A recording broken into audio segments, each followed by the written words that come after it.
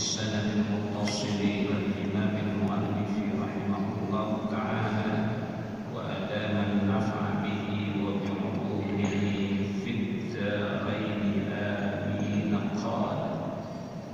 قال الإمام الحسن البصري رحمه الله: لو كان للعلم سورة لكانت سورته أحسن من سورة الشمس والقمر والنجوم والسماء. قال الإمام الحسن البصري، telah berkata Imam Hasan al-Bisri, generasi tabi'in. Imam Hasan di situ di bawah generasi sahabat, orang yang ditokohkan pada saat itu. Kalau Imam Hasan al-Bisri datang kepada satu negeri terus dia belajar ilmu, itu majelis-majelis yang taklim yang lain sepi, beralih ngajinya kepada Imam Hasan al-Bisri. Ya, sampai orang bilang kita ini berhajat pada ilmunya, tapi dia tidak berhajat pada dirham-dirham. Ihtajan nasu ila ulumihi wastaghna wa an dinarihi. Itu pujian kita. Ihtajan nasu ila ulumihi, berhajat orang banyak kepada ilmunya. Ilmunya Imam Hasan, tapi wastaghna wa an dinarihi, istaghna, tidak berhajat dia an dinarihi, daripada harta-harta orang yang berada. Jadi ihtajan nasu ila ulumi wastaghna wa an dinarihi, orang berhajat pada ilmunya, tapi beliau tidak berhajat pada harta orang lain. Gratis, ikhlas. Ya, orang berhajat pada ilmunya, ihtajan nasu ila ulumi wastaghna wa an dinarihi, dan tidak berhajat dia terhadap dinar orang-orang yang ngaji.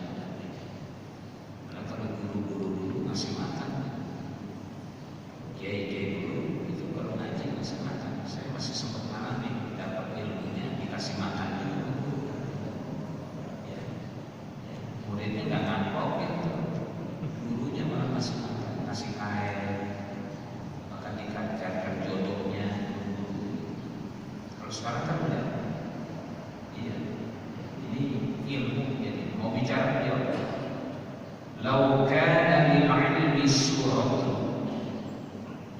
jikalau kana bahwasanya lil ilmi, bagi ilmu itu suratun, ada gambarnya, ada surahnya. Kalau ilmu itu ada gambarnya, berupa gambar. Lakana surat itu, sungguh bahwasanya surat itu gambaran ilmu itu, surat foto ahsanat, lebih indah, min surat syamsi, daripada gambaran matahari, wal qamari, dan lebih indah daripada gambaran rembulan, wan nujumi, dan lebih indah daripada gambaran bintang-bintang, was samai, dan lebih indah daripada gambaran langit. Saking mulianya ilmu. Andai kata ilmu itu berupa surah, gambar rupa, niscaya lebih indah daripada gambaran matahari, bulan, bintang-bintang, dan saking mulianya ilmu. Karena ilmu itu nurullah. Imam Syafi'i, ya, ilmu itu nurullah, cahayanya. Makanya cahaya ini tidak akan diberikan oleh Allah kepada orang yang suka maksiat. Jadi jangan berharap punya ilmu yang manfaat kalau kita masih senang manusia. Ya, kata beliau, wa nurullahi la yuhda lil 'ash. Jadi kalau kita nuntut ilmu, betul-betul kudu bersih niatnya. Makanya kalau datang ke sini nih, jangan pengen punya ilmu sama kata Imam Nawawi, salah kalau kita ke majelis ilmu pengen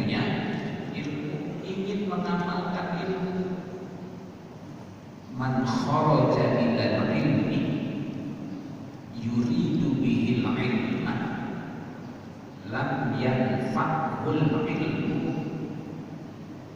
Man kharaja ilal ilmi, siapa orang keluar menuju ilmu, majlis sakit,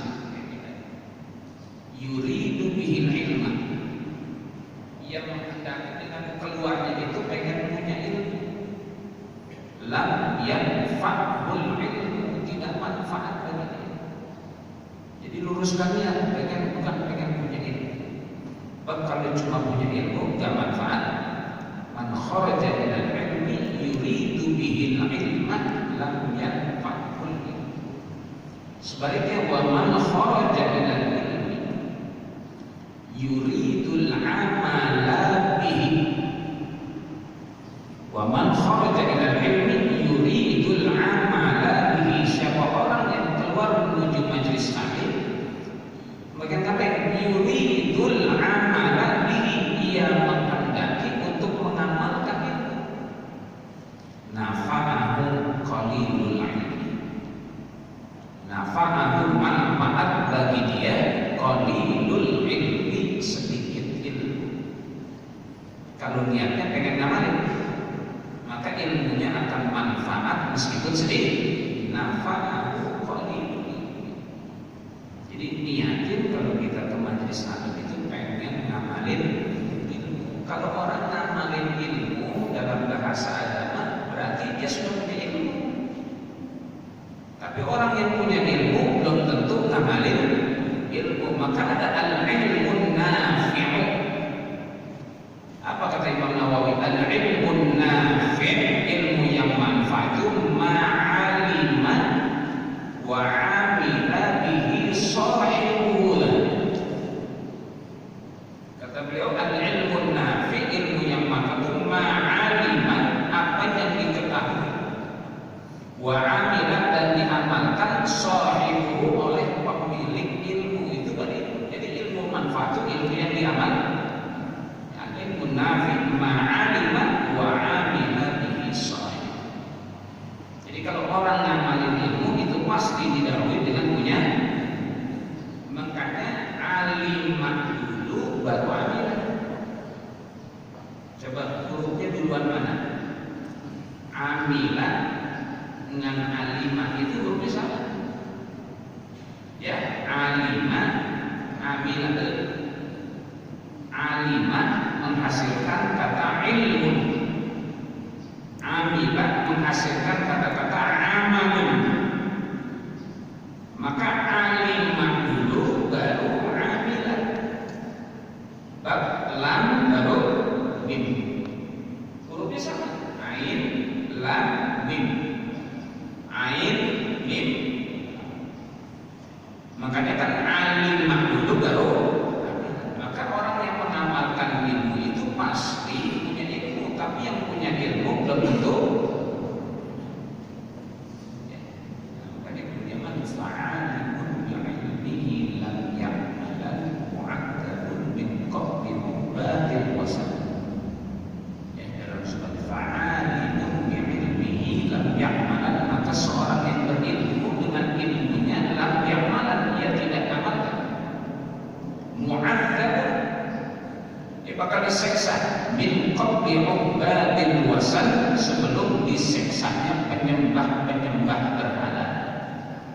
Jadi orang alim akan disiksa dulu. Ya, kalau dia tidak amalkan sebelum disiksanya penyembah-penyembah berhala. Meskipun Syekh Nawawi Al-Bantani ada menjelaskan, mu'adzabun min qabli ubadil wasan, dia bakal diseksa sebelum diseksanya penyembah berhala, takriman lahu, itu sebagai wujud penghormatan Allah kepada orang alim. Maka diseksanya duluan, urusannya diduluin. Jadi kata Syekh Nawawi, itu bukan kehinaan, tetap saja orang yang berilmu itu mulia. Maka mu'adzabun min qabli ubadil wasan, bakal diseksa dia sebelum diseksanya penyembah berhala. Itu bukan tahqiran lahum, tapi takriman lahum, begitu keterangan sebab di bawah Syekh. sebagai pemuliaan bagi orang-orang yang jadi orang berilmu itu tetap dimuliakan juga, urusannya didului. Maka seksanya didului, kata beliau itu takriman. Allah muliakan juga, urusannya didului. Saya kasih kias. Di samping kita lagi digecakin tangannya pakai martil. Di samping kita lagi digecakin tangannya pakai martil. Habis itu giliran kita kira-kira gimana? Kira-kira gimana? Belum diseksa penyebab duluan. Kalau dia diseksa duluan, udah habis seksa langsung. Kalau kita habis itu diseksa kita, lihat orang yang lagi digecakin tangannya pakai martil, belum digecek itu dia nyerah-nyerah. Kau nyerah-nyerah. Maka diduluin siksanya, dia rasakan sakit, tapi tidak ada rasa sakit melihat orang yang lagi diseksa. Coba saya mau nanya, di samping kita lagi digecek tangannya pakai martil, habis itu kita rasanya gimana? Rasanya gimana? Kalau belum diseksa, ngumpet duluan gitu. Nah kalau dia ngumpet, sakitnya 2 kali. Sakitnya dua kali. Kalau dia sakit sekali digecek udah selesai. Kalau kita habis itu kita belum digecek udah takriman. Jadi fa'alimun bi'ilmihi lam ya'malan itu jangan buru-buru juga sebagai penghinaan. Tetap aja orang alim itu tetap cuma kurangnya nggak ngamalin ilmu. Fa'alimun bi'ilmihi lam ya'malan hatta tabiqabil basis. Ini kalau ilmu itu ada rupanya, artinya ahsanat atau lebih indah daripada gambaran matahari, wal qamari dan rembulan, wal nujumi dan bintang-bintang, was samai dan langit lebih indah. Qala Ibnu Abbas radhiyallahu anhu, khuyyira Sulaiman alaihi salam bainal ilmi wal mali wal mulki فاختار العلم فأعطاه الله المال والملك مع العلم. قال ابن عباس telah berkata Ibnu Abbas radhiyallahu anhu, mudah-mudahan mereka Allah akan dirinya, khuyira dipilihkan, ya ada multiple choice, ya. Khuyira dipilihkan Sulaiman alaihi salam kepada Nabi Sulaiman alaihi salam, dipilih mana? Dikasih pilihan Allah. Khuyira dipilihkan Sulaiman, Nabi Sulaiman alaihi salam bainal ilmi, antara ilmu, wal mali, harta, wal mulki dan kekuasaan. Nabi Sulaiman dipilihkan. Yang pertama nih ilmu, terus apa lagi? Harta, terus apa ini? Amplop di sini. Kedua, pilih multiple choice. Pertama al-ilmu, yang kedua al-mal, yang ketiga al-mulk. Ilmu, harta dan kekuasaan. Kalau kita disuruh milih mana? Kita milih mana? Saya milih duit. Khuyira dipilihkan kepada Nabi Sulaiman bainal ilmi wal mali wal mulki dan kekuasaan. Pilih, silakan pilih. Fakhtar ilmi, maka beliau memilih. Mohon maaf kalau kita pilih yang mana? Jadi lurah, camat, wali kota, gubernur, apa pilih yang betul? Fakhtarul ilma, maka beliau memilih ilmu. Karena beliau pilih ilmu, fa'aqahu Allahul mala wal mulka. Karena pilih ilmu, maka harta dan kekuasaan kebawa semua. Karena ilmu terbukti. Orang yang punya ilmu itu jadi pejabat, orang yang punya ilmu jadi orang kaya. Tapi kalau punya harta, belum tentu punya ilmu. Ada di Pondok Pinang umpamanya, ada yatim nggak bisa baca, pokoknya 200 ribu. Ya. Tapi dia punya harta, semua. Ke bawah semua. Maka kan laulal ilm lakana an-nasu kalbahan. Orang kalau bukan karena ilmu niscaya seperti binatang. Kita nggak mau kencing di pinggir jalan. Ada yang kencing di pinggir jalan? Ada? Pernah lihat? Pernah lihat? Kurang kerjaan yang begitu dilihat.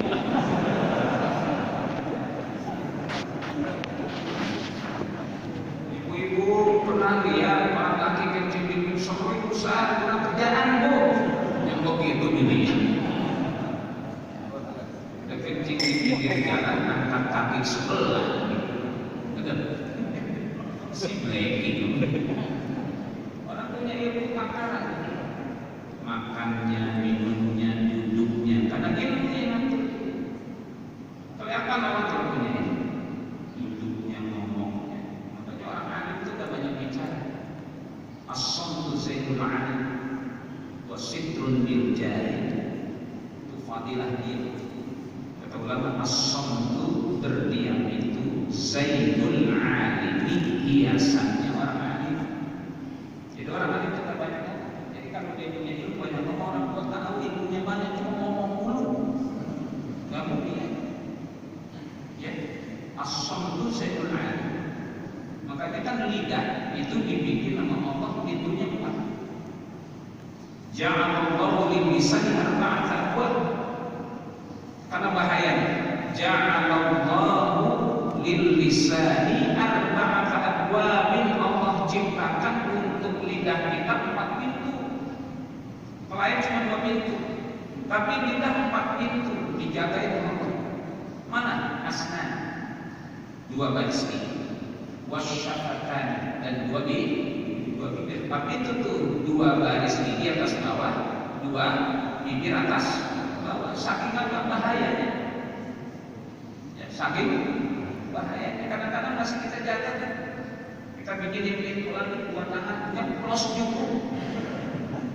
Nyeplos juga, makanya ada hikmah kata ulama. Kenapa Allah jadikan lisan itu kok 4 pintu? Makanya orang alim itu sebetulnya banyak ngomong kalau diminta fatwa. Kadang-kadang nggak boleh lihat ini nganggurin sambar aja ngomong aja. Kalau udah assalamualaikum pakai sambutan terus tutup doa, kan panitia udah mikirin apa ya? Dia ngomong. Samtu zainul alim. Orang alim itu tidak banyak bicara. Wasitrun lil jahili, dan tutupan si tersangka hordeng, tutupan lil jahili bagi orang bodoh. Jadi bagi orang alim itu biasa, bagi orang bodoh jadi kalau kita bodoh jangan ngomong, nanti kelihatan goblok ini ngomong. Makanya kan ini kan menjadi rahasia siapa yang alim. Makanya kalau kita bodoh jangan ngomong, nanti kalau ngomong malah ketahuan. Orang alim jangan banyak ngomong. Jadi harganya itu banyak. Yang kana yu'minu billahi wal yawmil akhir falyaqul khairan aw liyasmut. Ini kemudian fakta ilmu, maka beliau memilih ilmu, dipilih ilmu. Fa'aqahu Allah, maka memberikan kepadanya Sulaiman oleh Allah al-mala wal mulka, dan kekuasaan ma'al ilmi, dengan ilmu. Itu diberikan harta dan kekuasaan lewat ilmu. Karena ilmu. Tapi kalau pilih ini juga betul. Tapi kalau kita pilih ilmu, kata Ibnu Abbas, nanti Allah akan sertakan harta dan kekuasaan. Jadi jangan protes kalau ada konsultasi hukum kepada ahli hukum, itu ukurannya per menit dolar. Kok mahal dokter sekali suntik 200.000, mahal amat toh, nyuntik aja ya sudah nyuntik sendiri. Jadi jangan protes sama dokter kok mahal banget obat nyuntik. Nah, ilmu nyuntik itu kuliahnya ratusan juta. Mahal gak fakultas kedokteran? Mana dia jangan protes, disuruh suntik aja 200.000 dia pulangin kan. Ongkos kuliah saja sama kuliah kan. Itu makanya disebut tahsilul ilm. pencapaian ilmunya yang mahal. Jadi berprotes di sini nih. Kalau orang punya ilmu nanti diberikan itu konsultan ada per dolar karena ilmu. Jadi kita digemarkan untuk menuntut ilmu. Qala Asy-Syafi'i radhiyallahu anhu, man arada ad-dunya fa'alayhi bil 'ilmi wa man arada al-akhirata fa'alayhi bil 'ilmi fa innahu yuhtaju ilayhi fi kulli minhuma. Qala Asy-Syafi'i, telah berkata Imam Asy-Syafi'i radhiyallahu anhu, mudah-mudahan meridai Allah akan beliau.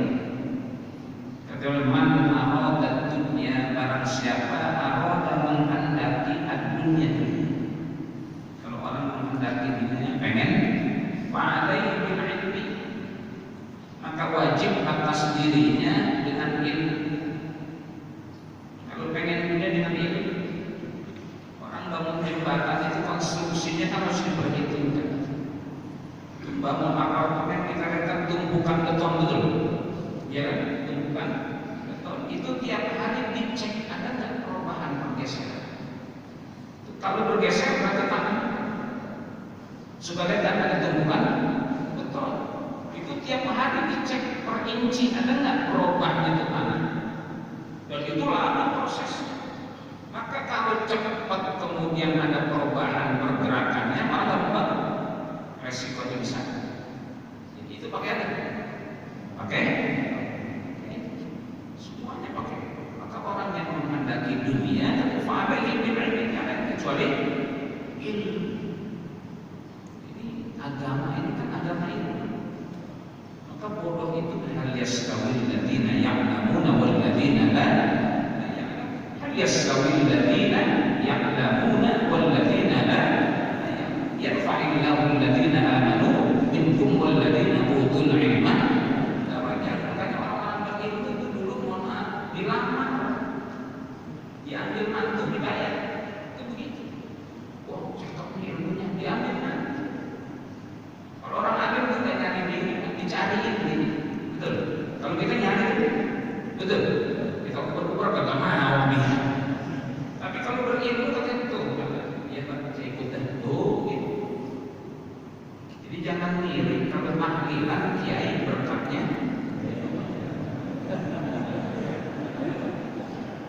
Kiai berkatnya berapa? Kiai berkatnya berapa? Tergantung bininya. Kalau bininya dua berkatnya. Jangan coba-coba pisangin potesan. Iya, kalau perlu pandangan. Nah kalau kita mau pisang sisiran, satu sisir potensi dua ya makomnya beda. Kalau kiai mau pisangnya sisiran utuh, buat ini semuanya kiai pisangnya potensi. Itu kan potensi kan dari sisiran. Kalau perlu pandangan, betul.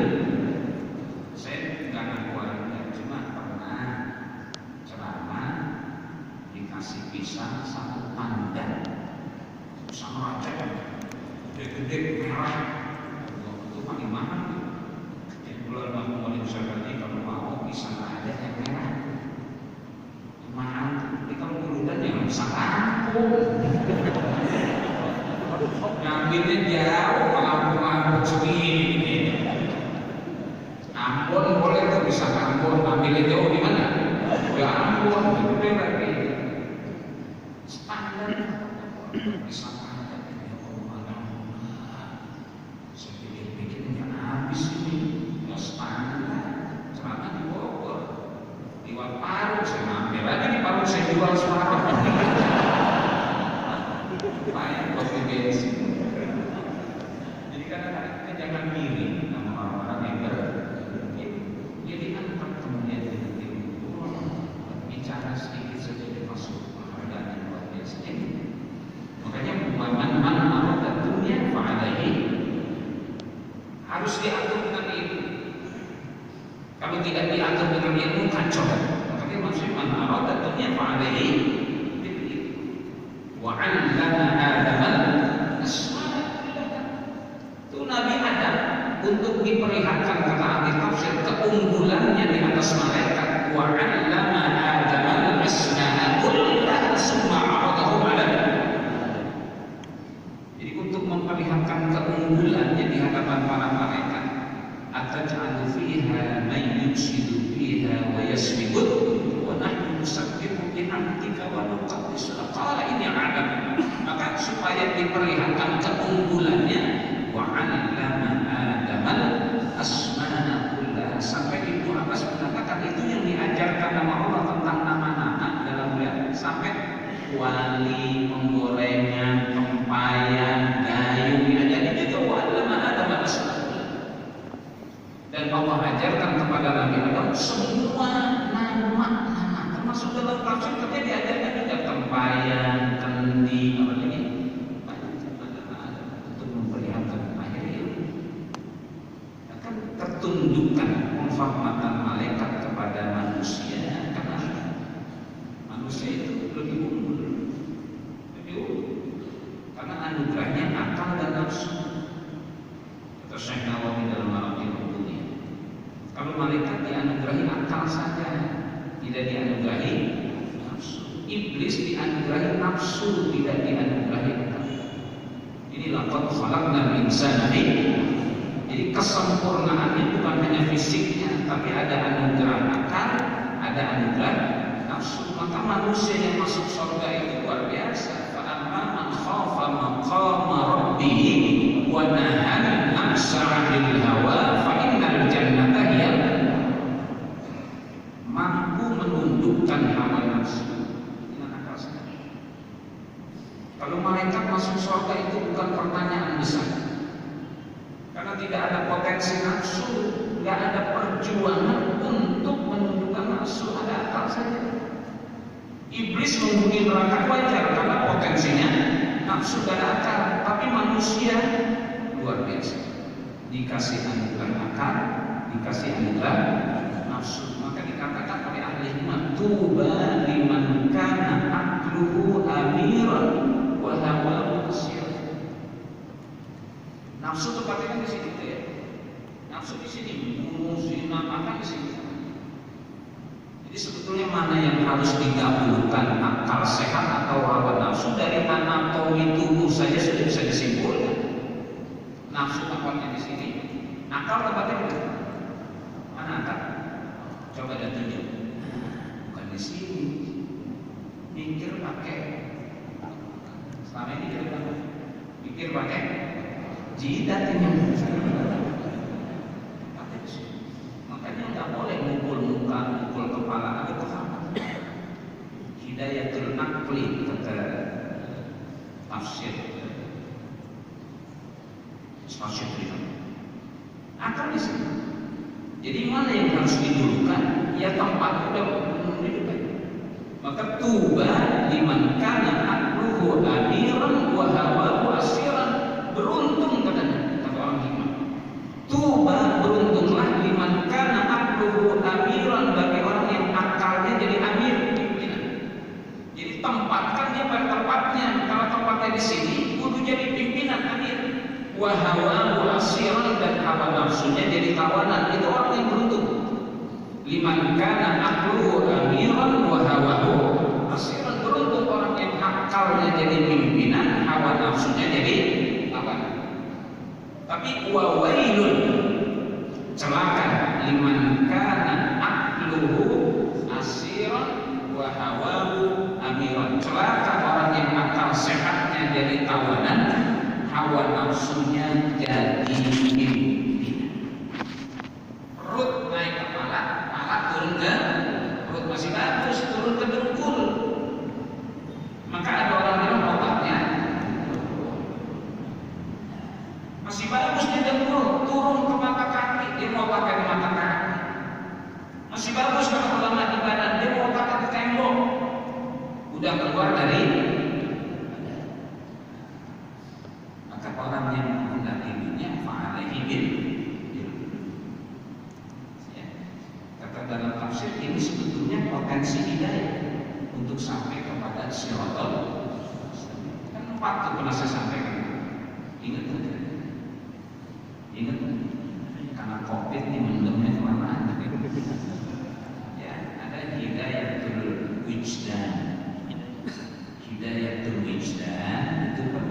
insting, perasaan asli itu ada. Binatang dikasih, manusia dikasih hidayah terwujud. Itu dalam tafsir mana? Hidayah terwujud, tunjuk hidayah insting, perasaan asli. Dikasih itu semua. Binatang pun dikasih. Kewujudan ayam kalau punya pitik, ayam betina kalau punya pitik galak, itu insting.